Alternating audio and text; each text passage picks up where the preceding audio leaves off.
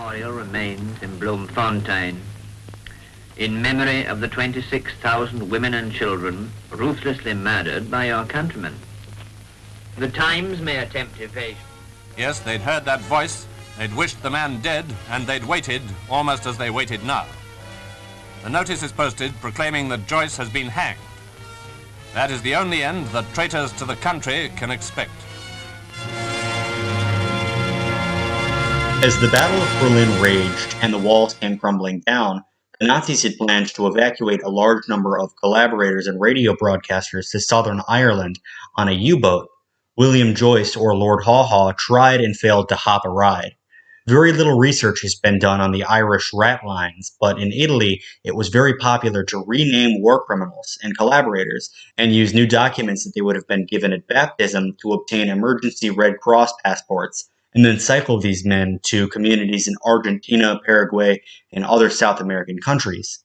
This plan fell through, and broadcasters were cycled around. Joyce's last broadcast came from Hamburg, and he was noticeably very drunk. Germany calling. Here are the Reichsender Ambush, Station Bremen, and Station DXB on the 31-meter band. This evening, I am talking to you about Germany. That is a concept that many of you may have failed to understand. Let me tell you that in Germany, there still remains the spirit of unity and the spirit of strength.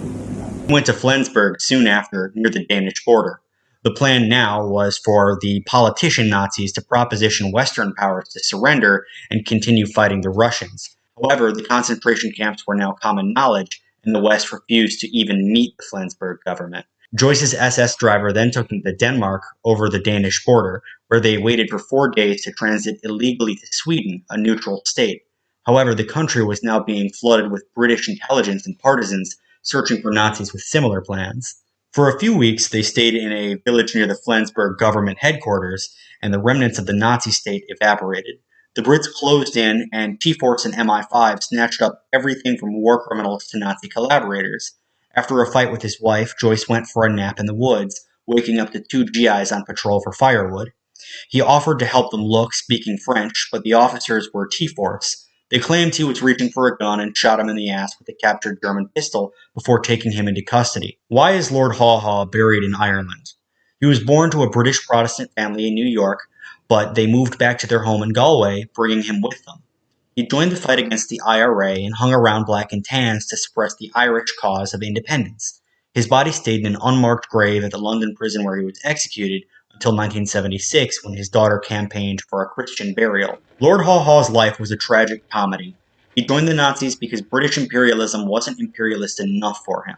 On the home front, he was ridiculed for his posh accent, shot in the rear end by a German Jew serving in the British Army with a captured Nazi pistol, and finally given a Catholic burial, even after murdering a Catholic priest in Ireland because of his support for Protestantism and British imperialism.